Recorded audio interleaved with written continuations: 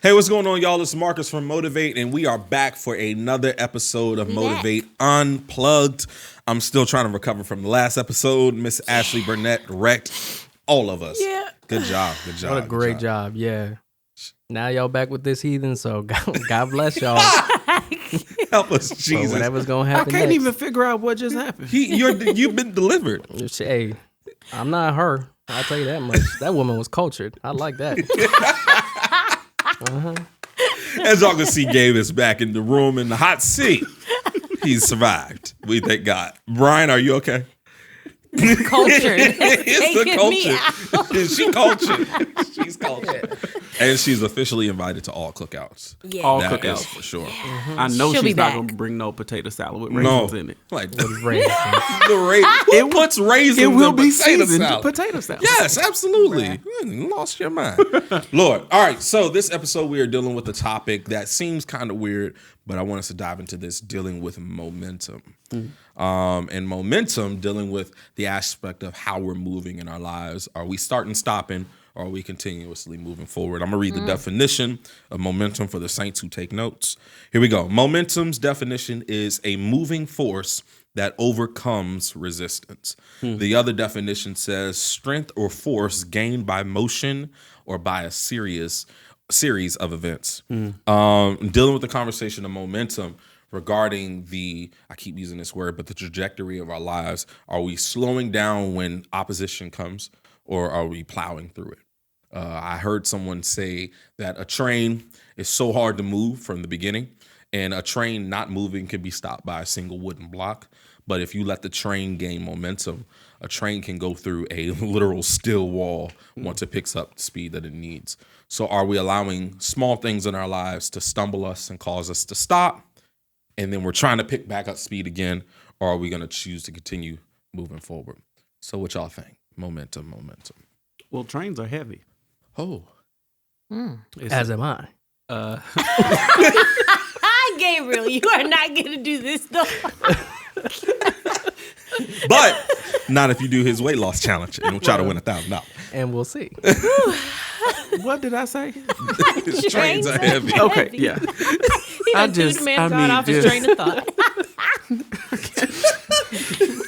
I can't. I'm sorry. He's back. Come back, Brian. Come back. Trains are heavy. Trains are heavy. Yeah, it's just like momentum. I don't know like the exact math equation, but I would assume something that weighs more when it gets up to speed is harder to stop. Which actually goes to another kind of definition that says the amount of force a moving body has because of its weight and the speed of which it is moving. So it is very true. You cannot have momentum without weight, which if I was churchy for a few seconds, a lot of people don't have any momentum because they don't have the weight of God on them and the weight of his glory. Or they're fearful. Oh, yeah, fearful for sure. But when you have that push behind from the God who is able to move you into a new place or a new season, that opposition allows itself to be pushed out of the way because you don't stop out of fear. So Or on the other aspect, you could have the wrong weight on you, and you're plowing through too many things at an My accelerated Lord. rate, and you need to slow down. that Talk sounds about- like You can get derailed. Hello, Huh. hello. I brought something today. Yes, okay. that's good. I'm speaking. He's not going to take me out of here today. But seriously, I think a lot of people, if we think about things over our lives that we've stopped for, that really should have been plowed through, that we should have just driven past, and we've taken the time to slow ourselves down and slow off our progress.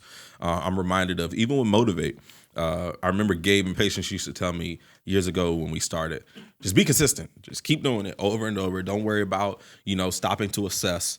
Don't worry about trying to pull over and try to figure out why or how. Just keep doing it consistent and just keep posting, keep moving. And it was when we finally got into the season of consistency that we were able to start seeing change. And not getting off the train to look at how it's going. A train don't stop until it gets to its destination. So I think being consistent is a major key in wanting to see change. I think people's goals are small. And so they'll achieve them. Then it's hard to sort of gain momentum or get more momentum because it feels like every time you turn around, you're doing what you thought you could do. Like, I think part of the momentum and or gaining speed is setting a goal where it's going to take some hard work to get there. Yeah. And not just hard work fast, but hard work for a long time. Then you start to set habits of, it's like your growth. You set these habits. Okay, I'm gonna get here, little increments. Then when you get closer to that goal and you look back, you're like, holy smokes, I've done a lot. This took a lot, but I still haven't reached my goal. Yeah. And so the Bible's, I press towards the mark. Yeah. Like there's the mark is a long way away. But like the more I think about it, okay, Lord, you're helping me today to get closer towards the mark. Lord, you're helping me today to get closer towards the mark. And I think we can take that very practically in terms of the goals that we set for our life or the goals that God gives us, however you want to, categorize that, and then really push towards whatever that may be. Well, I think when you're talking about momentum and you said, our goals are small, a lot of times we set goals that we know we can attain.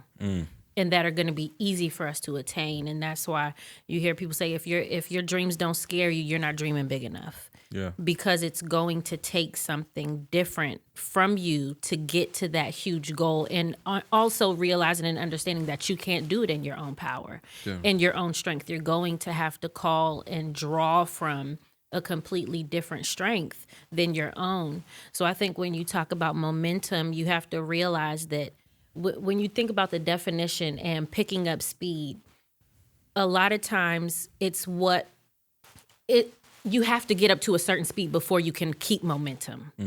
So a lot of times before you can even reach that point, it's each lesson learned. I haven't learned to keep momentum because I haven't even gotten to that spot yet. I haven't reached that speed yet. Yeah. So I'm going to keep pressing toward the mark. But understanding that momentum is going to take you to even get off the ground first. It takes a lot for a train to get going. Just move. And get moving. Yeah, yeah. And so if you're moving, keep going because you haven't gotten that momentum yet. Yeah. So if we're talking about a train and gaining momentum, I think the biggest thing is the obstacles, the wall.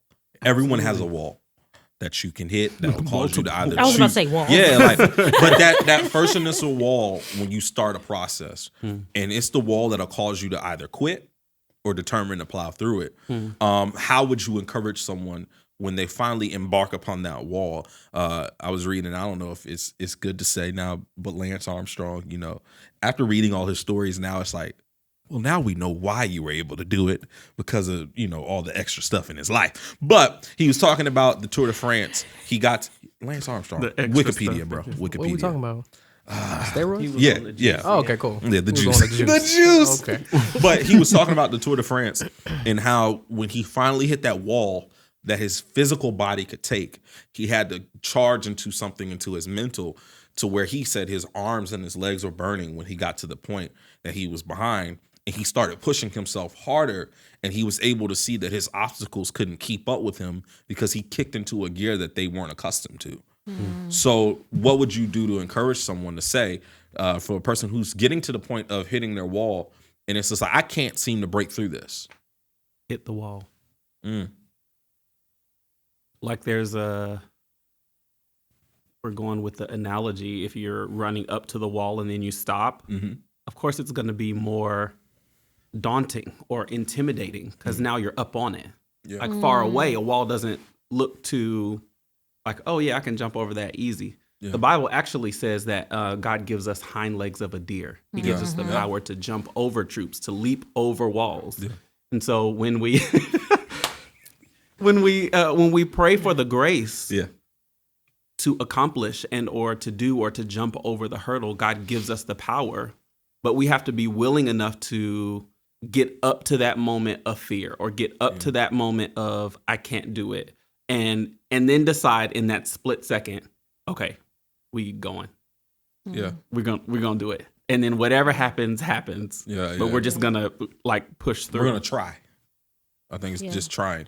Yeah, and like you said, not stopping, because once you stop, then you actually take that moment to actually assess. and then you look at how high the wall is. Yeah, You look at how long it is to the left, how long it is to the right, and then it can completely paralyze you from moving forward. And oftentimes that's where people turn back altogether instead of saying, okay, well, how can I get over this wall or get through this wall? Yeah. And sometimes, it's not always a bad thing to take a few steps back, because you got to get your momentum back up. Yeah, you do. At this point, now you got to build it back up. And so you may have to, if you stop, you may have to take a few steps back to get back up to that speed to crash through the wall. But you learned a lesson there. When the next one comes, keep moving. Because another one is going to come. It's going to happen. Just keep going. Yeah. And so it's interesting, because this year when, we found out we were expecting again, I felt like I lost all my momentum, that I had with building my business. And so now I'm in the place where I'm like, okay, it's not the end of the world. Take a few steps back and build it back up. It is what it is. Like, don't harp on it and just keep going and moving forward. And that's just what you have to do. It's lessons learned. Cocaine's a hell of a drug. I mean, it's amazing what you can sell. He swears that patients sells cocaine. It's CBD, first of all. And everything, all the products do not contain CBD in them. So here's my question. At what point do you say, okay, here's the limit? Or at what point can you say, I have to determine whether or not this is the limit? I have to determine whether or not this goal is actually attainable or this goal is for me. How do I know that this wall in front of me is not supposed to stop me? How do I know that if I go through this wall with all the momentum that I've kicked up recklessly, that once again I'll either derail or be somewhere where I'm not supposed to be? How do I know where I'm supposed to go through another route?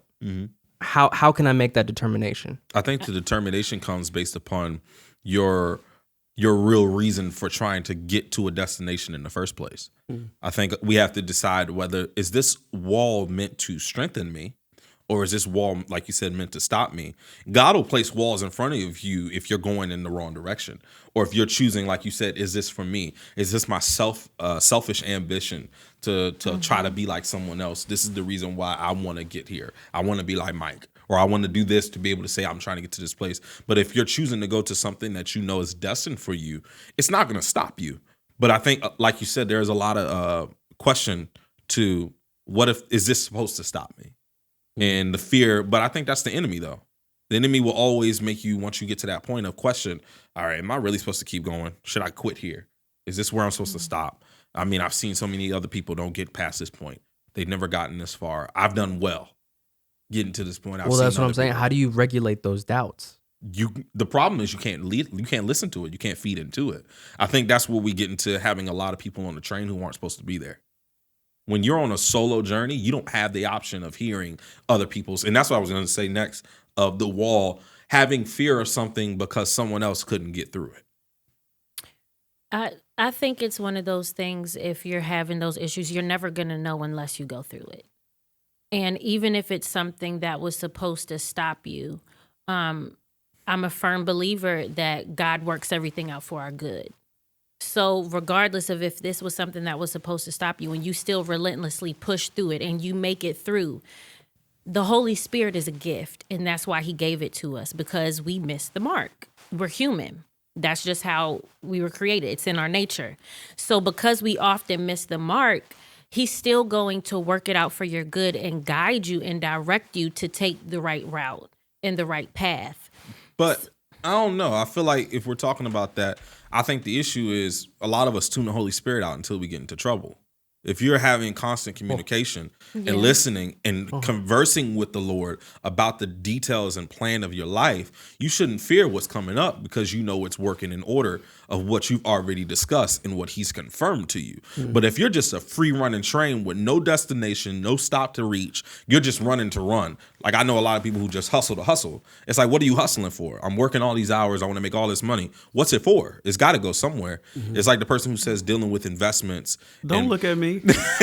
But you know, like the person who earns a bunch of money and dies with a huge bank account with nowhere for it to go. It's like the same concept with money inside of an account. They say, Warren Buffett, what do you say? If money sits, it's not working for you.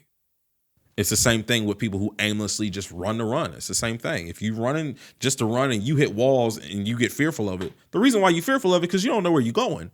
When you know that you have a destination to reach, a time, I know we're on this train thing, but if you know you have a stop to maintain and you have to get there in time, you don't care what's in front of you. I'm going to keep pushing no matter what.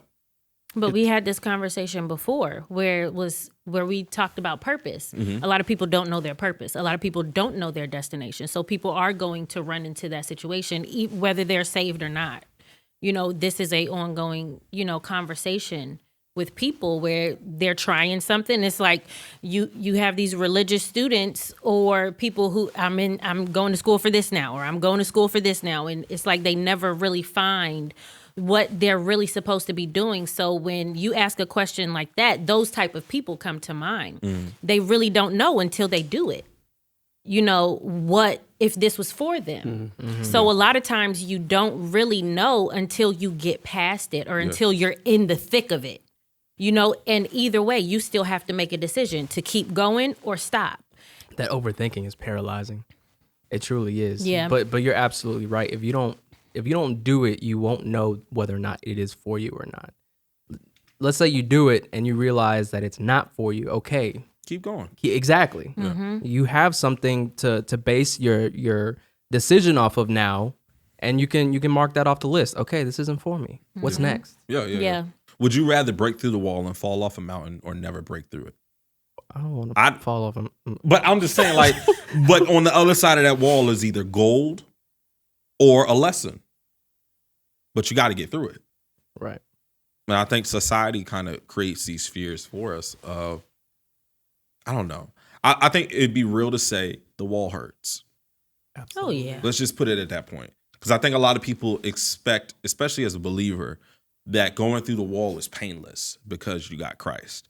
It's like, no, even with all the Jesus I know, the wall still hurts. I think that's good. The fact that you run through a wall, no matter what, it's going to take something from you. Yeah. It's going to continue to take and take and take. But it'll also add something.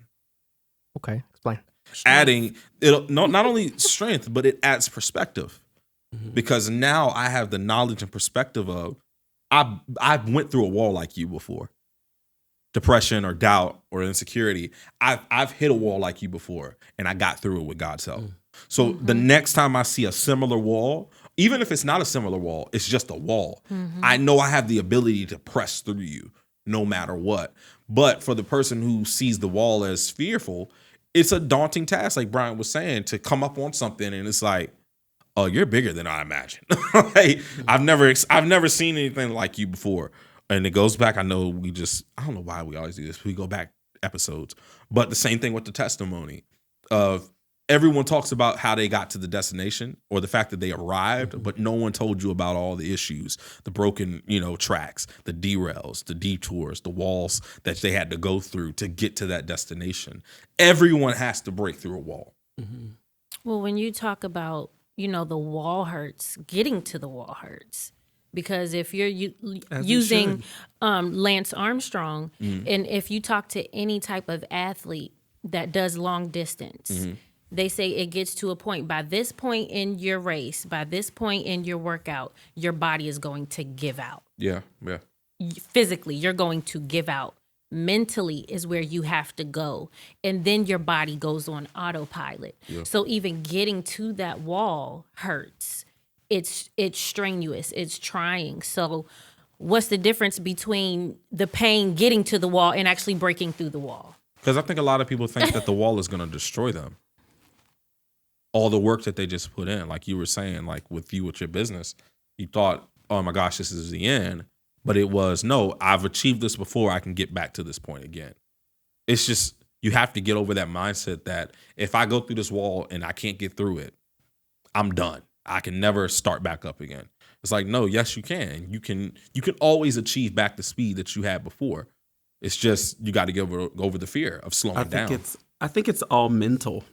And go with me on this. Hindsight is 20/20. Yep. Insight is sort of an awareness of where you are. And foresight requires some level of risk. There are things that you just cannot see. Yeah. There are things that you can see. I think the Holy Spirit gives us He opens our eyes to where we are in the present moment. But the hurdles themselves, I really believe it comes down to the question is, how can I think more like God in this situation? Because he is not surprised by anything. He knows the end from the beginning. Yep. And so when I come up against a hurdle or a wall, what it really exposes is that I don't have the mind of Christ concerning this situation. Yeah. And so when I get up to the wall and I'm afraid, why am I afraid if God has given me the grace and or the skill or talent to get over it? If he hasn't given it to me, why am I not taking it upon myself to learn what I need to learn to get over this wall? So there's always sort of a kickback on you exposing what is in there. If you break through the wall, of course, it's going to expose your strength, but it's also going to expose your vulnerability. Like if you run up against a brick wall and you like, bruh, it's going to take some skin. Even if you get through it, it's like, going to take some skin. I'm not may made come of out metal. on the other side, and that's broken it's bone. okay to learn that. It's okay to figure that out. I think that fear plays a huge part in a lot of people in the decisions that they make or the life that they want to live. And I don't think the opposite of faith is fear. I think the opposite of faith is control. We want to control every aspect of our life. We want to be in control of what the reward is. We want to be in control of how much we put in. Yeah. But that's not up to us to decide. That's What good. is up to us to decide is if I'm going to do it scared or not. Yeah, that's good. So I don't think the fear even comes from what is the obstacle ahead. I feel like the fear comes from what if I can be what's on the other side of that obstacle? Yeah, What if that's what if I can make it to my destiny? Well, then I have to uphold that. Yeah. Then I have to maintain myself. Then Yeah. I have to stay there. If not, I'm gonna drop. Yeah. That's where that fear builds up. But I think that also comes off perspective of it sounds good when you first start, but the closer you get to it, it's like, oh, this ain't really what I thought it was going to be. It's like, oh crap, I gotta live through this. But I want feel that to, so much as a leader. yeah, I used to pray these prayers like, Lord, why can't I just be great?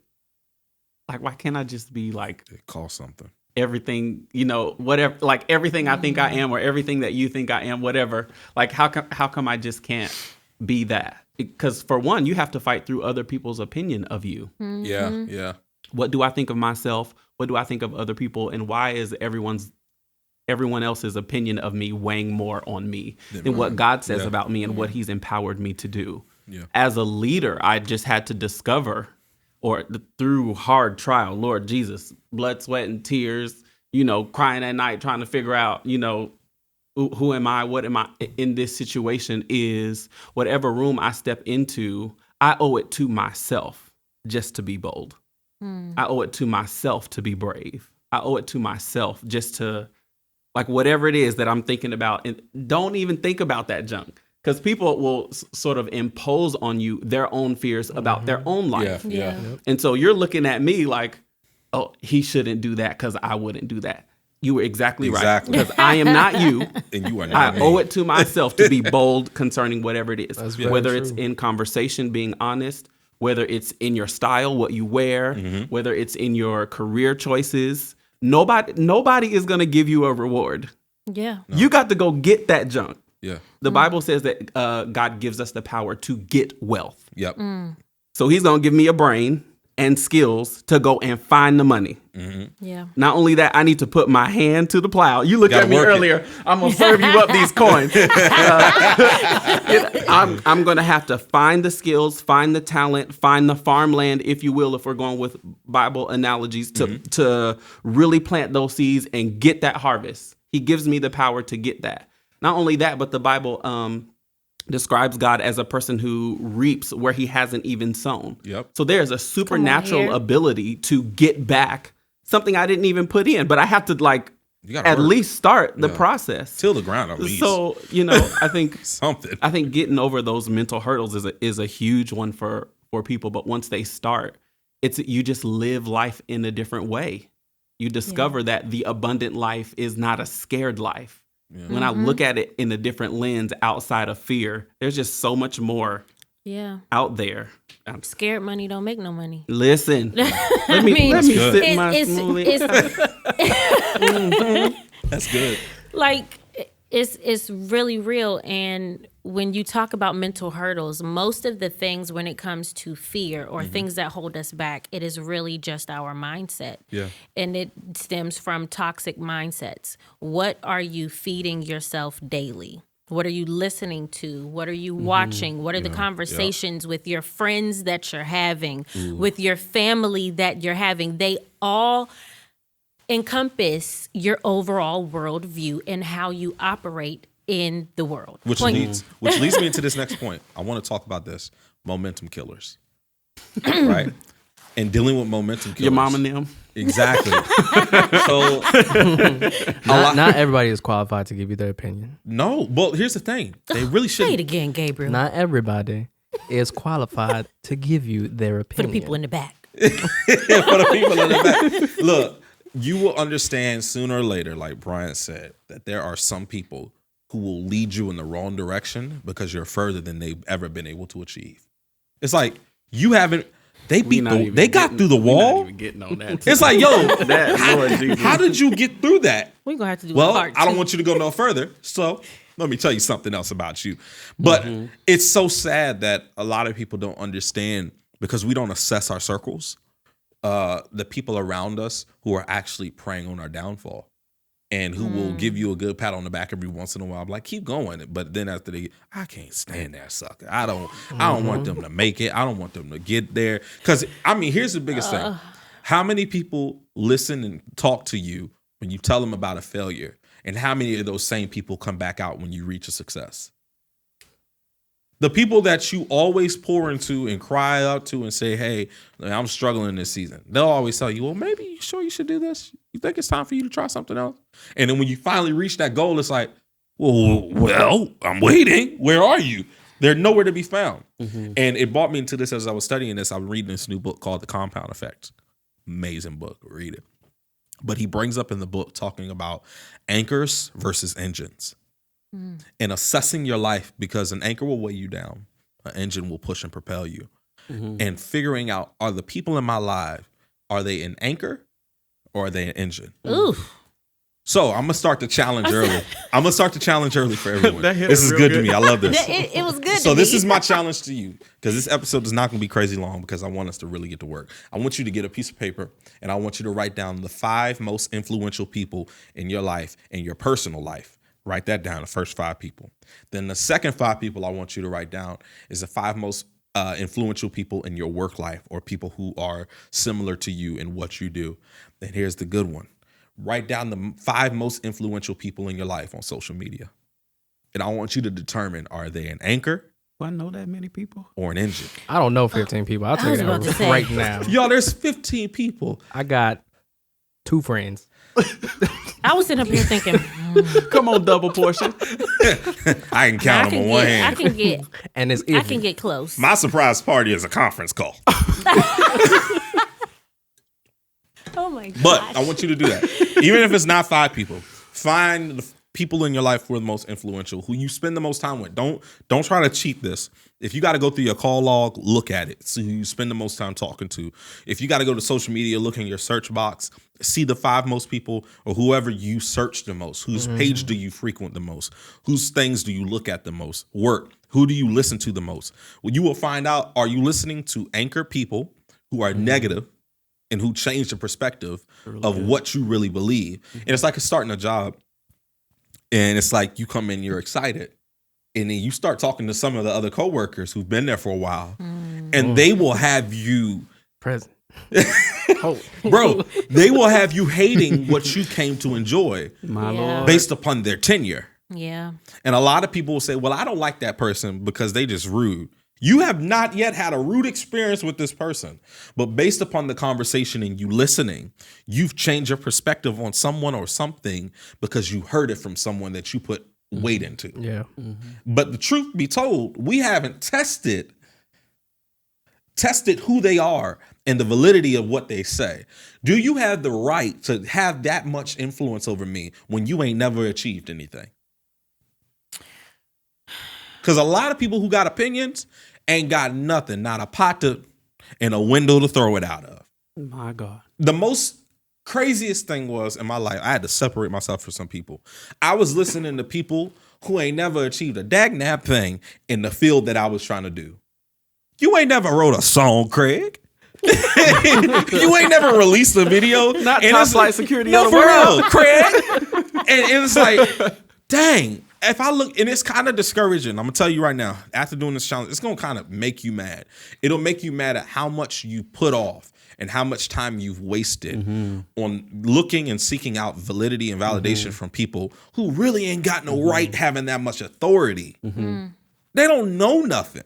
Yeah. They don't know nothing, or they feel like they've reached one inkling of success, and they feel like they have the right to tell everyone about their stuff. When truth be told, they couldn't replicate that success if they wanted to. Well, I know how many of you have heard, don't take advice from anybody you want to switch bank accounts with. Is this tea? Do I got something left? I mean, that's good. That is good. Wow. Lord Jesus, that's eliminating a lot of folks. Man, who you selling? Acting like you got it. You don't got Bruh. it? Boo, let's check that savings account. It's real. That's good. Dang. because a lot of times most people will try to discourage you with what you're doing based off of something that you both can see. So usually if it's something you're passionate about, I want this to be my way of living. This is going to sustain my way of living. I'm going to be able to create wealth this way, become rich, or make my money, make a living this way. Coin. And so a lot of times people will deter you from that because they also see it, but they don't want you to surpass them if you're already not. Because you've gotten so far. So now you're trying to go to another level. So I good. can't. You got to bring it back down with the rest of us. Talk about. Wait. Go back. Let's hit on the fact that you just said they'll try to deter you from being better than they are if you not already are better than them in that field. You already are. For one, if it's in the conversation, you already are. I was watching a video on Instagram. And this was Tasha Cobb. She was putting a trophy in her case or whatever. We know she got awards. Praise God. Yeah. Do your thing, sis. In her life, she said, you're not responsible for people's emotional response to God's favor on your life. My God, unto that. There are people. We're breaking it down. There are people who will start talking about you because of God's favor. There are things that you are trying to do, things you are trying to accomplish, and God is touching it. And people can see that. Then what they will try to do, because God is not touching their life, their whatever, they'll try to make you be apologetic for your accomplishments. Wow. No, boo, this is God's favor on my life. Yeah. This is my faith at work right now. And you're trying to make me apologize for what God is doing in me. He's giving me the power to do. Absolutely not. But here's the thing. People like that never see God's blessings, because if you have that mindset, God can't bless you in that mess. No. Because if he can do it for you, and he could do it for Gabe, and he could do it for Marcus, I know he can do it for me. So how can I support you? What can I do in my power? I'm proud of you because I know, look, if he can do it for you, he can do it for me too. So that whole mindset, it like that crabs in a barrel thing is so frustrating, because it's like, listen, if I win, we all win. No, but if we think kingdom mindset and not society mindset, kingdom mindset says that God will create a space for you. You don't have to knock someone off of their space for you to gain just advancement. Well, he's already created the space. Just walk into it. But I'm so glad you said that.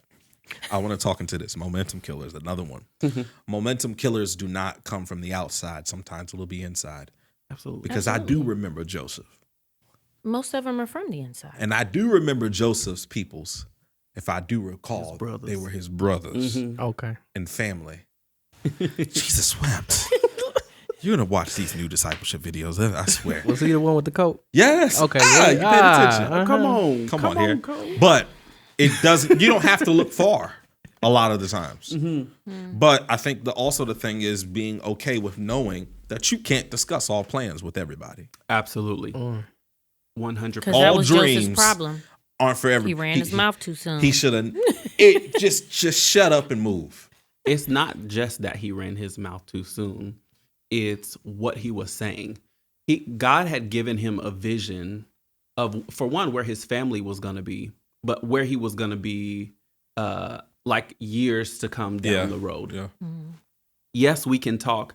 I would actually encourage you talking about your plans with people, but there are some details. There is levels of details that you should not share. No. He was talking about, this is heavenly knowledge that he gets in his dreams. Yes, he did. And he's sharing it with people who are stuck in, okay, I just got to go get the wheat. Sheep herding. I just got to tend the ground real quick just so my father will notice me. Yeah. Mm. No, because if we look at, they were all loved by the Father. Yeah. Mm-hmm. That was not the kicker. They were all loved. But he had just, in one instance, got a glimpse of what God was trying to do in his family. And unfortunately, they were not at the level of maturity to handle the level of knowledge that he was giving out. So what did they do? They buried him in the ground, put him in a hole. Trying to kill him. Put him in a hole. Then he goes through this whole process. And they were going to kill him. They were going to kill him for that information. It was one brother who said, "Nah, we can't do that." Like one. But God. It was one brother who said, "We can't. Let's just leave him here." But they had all come to an agreement that we gonna kill this fool. Like, but what? That's what jealousy. But let's get back to the root of a momentum killer. It's rooted in jealousy. There's no way around it. I mean, we can try to make it pretty and cute and all that. It's rooted in jealousy. You're jealous of something on someone's life that, truth be told, you may not even want it, but you're just mad that they got it. It's like you don't even want this. Like Bryant doing clothing. I ain't got no idea or concept of wanting to do it. But if you have a hater mentality, you will hate something that you've never even thought of achieving. Yeah. This is the other side of the coin. You hating on me, and I'm like, we ain't gone nowhere yet. So I'm looking at my own thing, and I'm just like, I ain't even got off the ground yet. Bro, it's not the problem of where you're going. It's the fact that you have the potential to make it. Or the fact that you're even doing it. Or the fact that you know what you're striving for. Some people, and I've caught myself doing this once or twice, will hate on you. Not you personally. I've not done this to you, brother. Will hate on you because you have your purpose in mind, because you know what you want to do. Some people are confused and don't know what they want and are upset and don't want to see you succeed because they aren't as determined as you. They don't have the mindset yet. Yeah.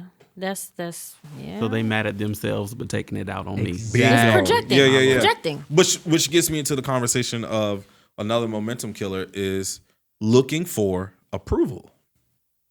Yeah. From people who are around you who at the end of the day don't want you to win. It's just there's no, and that's why I want everyone to do this list. This is the challenge. Write it down. Learn now who you should look for.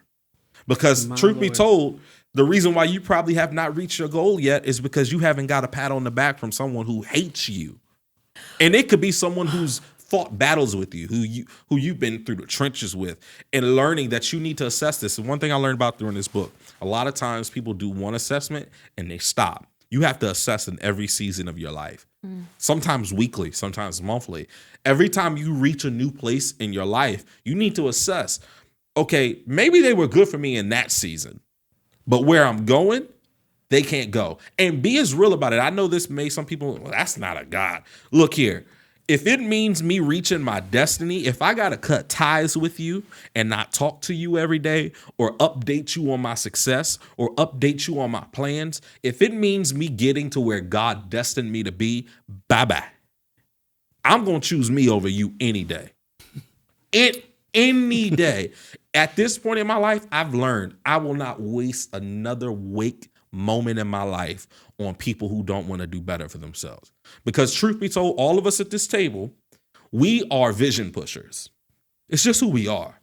And sometimes it gets us in trouble because the moment that we hear something that someone has the ability to do, it's just who we are. We'll look at, if Gabe says, hey, bro, I want to do this. I don't think about how I can get involved in his vision.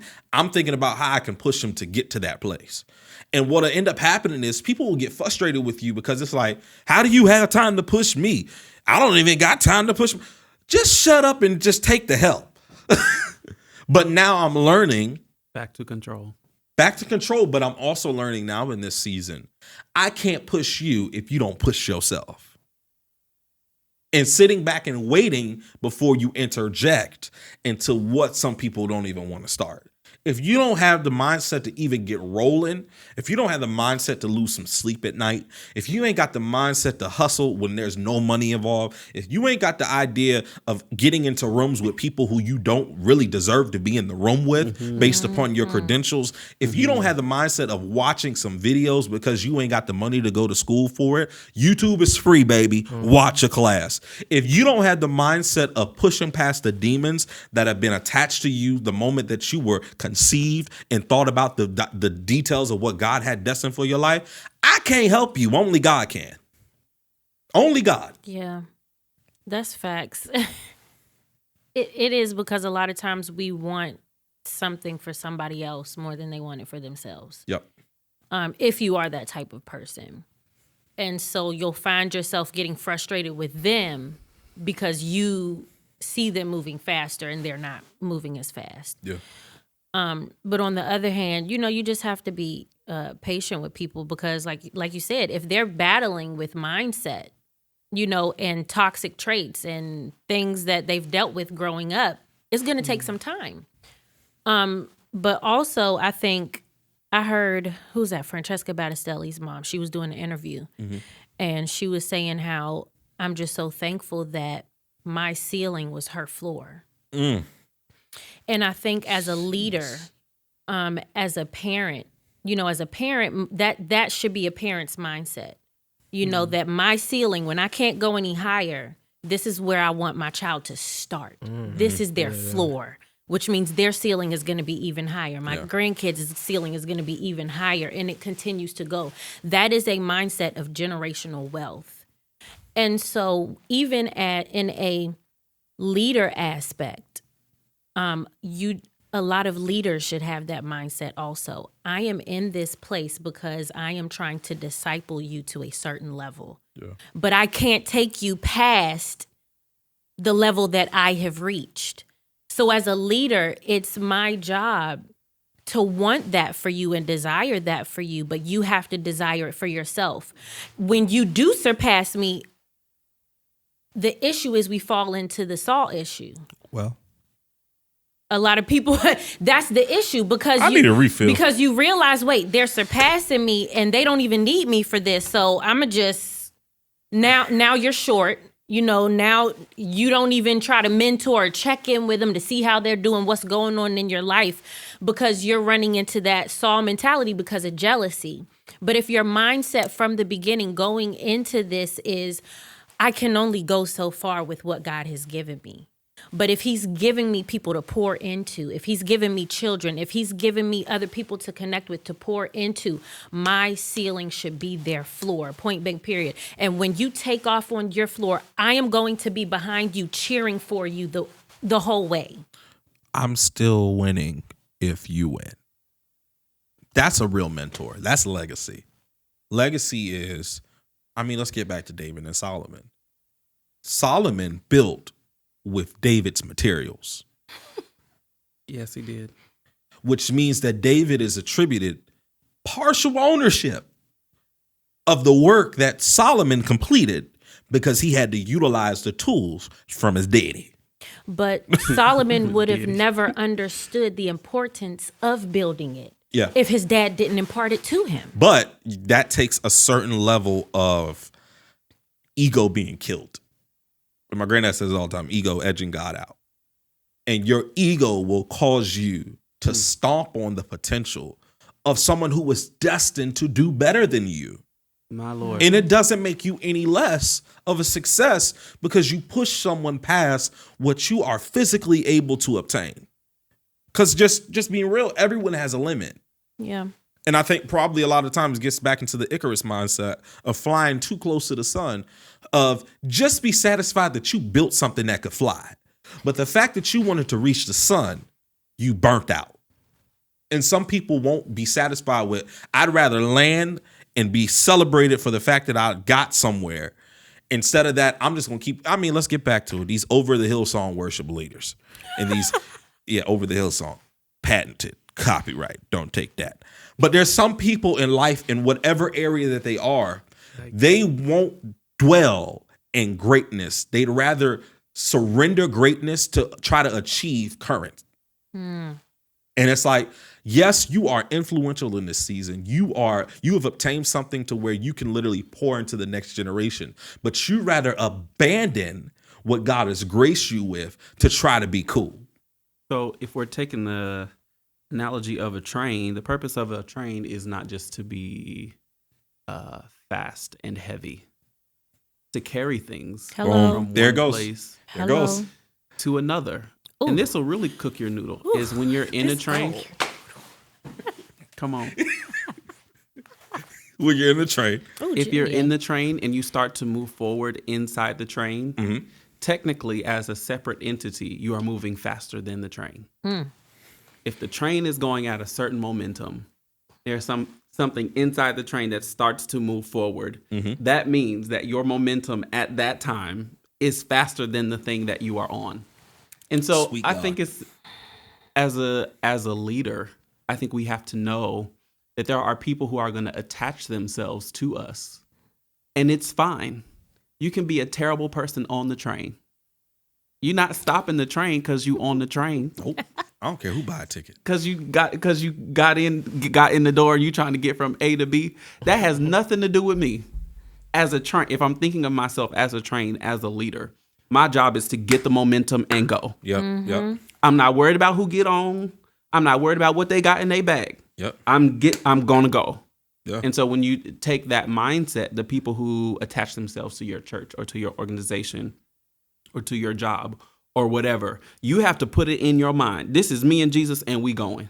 Yeah. Because if somebody come close to me, have you ever tried to walk up on a train? There's a draft. Yes, there is. There's a wind that comes with it. Come on here. It's like, for one, there's danger if you walk up too close. Yep. You're gonna die. It ain't you gonna get hurt. You gonna die. But there are points where a train comes to a stop. People get on, people get off. Then the train starts to go again. Yeah. And so as a leader, you just have to make up in your mind that whether people are good or they're bad, your momentum means something to them. So you just go. Just do it. I wanna encourage somebody before we get out of this episode. I don't know who this is for, but if someone tells you they want to get off your train, let them off. Because we waste too much time trying to convince someone to continue the journey with us when they've already voiced where they want to be. Get off. You don't have to go with me. Because truth be told, like you said, as long as I got Jesus and I make it to where he want me, don't need nobody else. Yeah. And here's the other encouragement. I know we're gonna get out of here. I'm not dragging you to your destiny. Come on here. Ooh, that's good. I'm done. Let me sit my. Come on. That's good. Okay, quiet I'm as not it's kept. dragging Lighter. you. I'm about to get I'm there not faster. dragging. That's good. I will not drag you to your destiny. No. You felt the Holy Ghost on that. He Something did. came upon me. I don't know what that was. Upon me. Something. Oh God. It was something. Ooh, he's here. As we get out of this episode, my God. Clouds. Oh my God. Here's the last tip for you. And I know this is for somebody. Stop trying to be a jet engine when you've been destined to be a train. You have purpose. My Lord. You've been purpose. You may not be able to move as fast as the jet engine, but at some point in time in your life, you were the real mover. Everyone thinks, oh, a train is slow. At some point in that train's life, it was the fastest thing on God's green earth. Be satisfied with the fact that some point in time, Be satisfied. just be satisfied. Be satisfied in the season that you're in. In one season, you may be the hot thing. The next season, you may not be getting called that much, but you can pour into somebody. But learn when it's time to hang up the boots. Hang them up. So be encouraged. Anybody else got anything to close? My God. I said my piece. I'm not dragging you to your destiny. That's good. We're going to put that on the shirt. Here's a challenge. On the I'm not designing it. He said, I don't want no parts. Get off the Get off the train. train. I'm done. Here's a challenge. Don't forget, we want you to look at the people around you in your life, your personal life, your work life, social media, whoever you allow time in your life to be consumed by, and determine, are they an anchor or are they an engine? Are they pulling you down or are they propelling you towards your destiny? And don't be ashamed if you have to disconnect from some anchors. And just also go back and look, because every anchor can become an engine and every engine can become an anchor. So y'all stay encouraged, stay blessed, and we want to make sure that you guys move forward in your life with God on your side. We'll catch y'all next episode. Peace. Bye-bye. Yeah.